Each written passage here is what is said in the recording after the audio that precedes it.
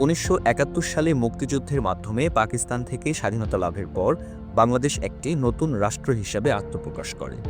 কিন্তু স্বাধীনতার পর বাংলাদেশের রাজনৈতিক, সামাজিক এবং অর্থনৈতিক পরিস্থিতি ছিল খুবই নাজুক।